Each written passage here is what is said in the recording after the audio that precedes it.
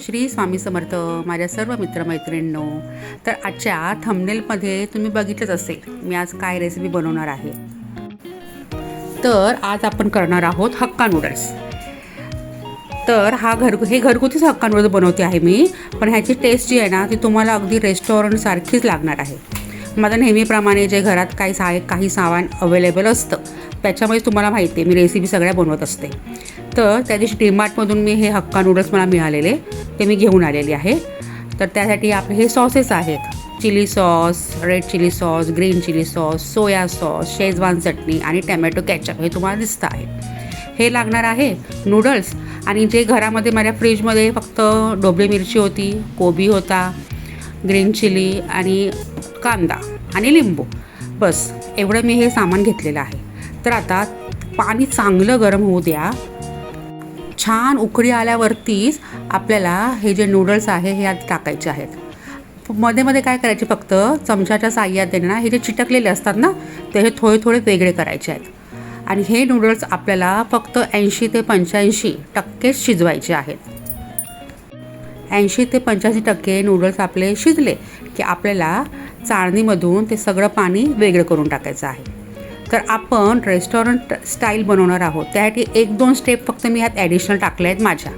तर काय करायचं, हे पाणी सगळं ड्रेन केल्यावरती एका परातीमध्ये आपण हे नूडल्स घ्यायचे आहेत.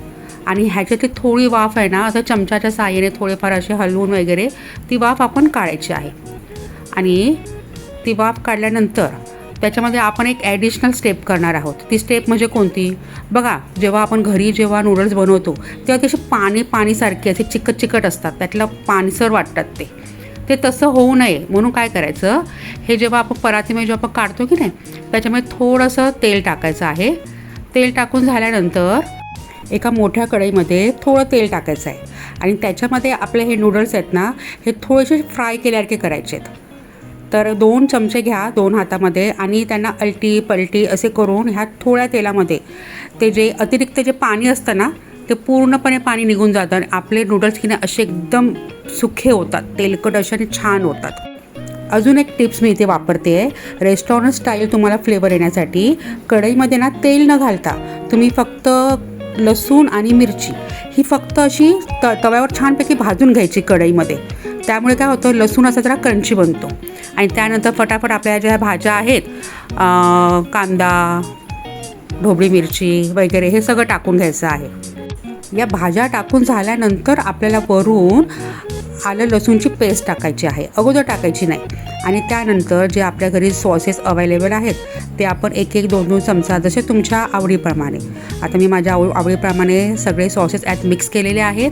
वरून नूडल्स पुरतं मीठ टाकलेलं आहे. हे बघा इतके छान नूडल्स तयार झाले आहेत. ह्याच्यामध्ये पाण्याचा अंश काही नाही आहे, अगदी सुखे आणि कोरडे आणि तेलकट असे नूडल्स तयार झाले आहेत.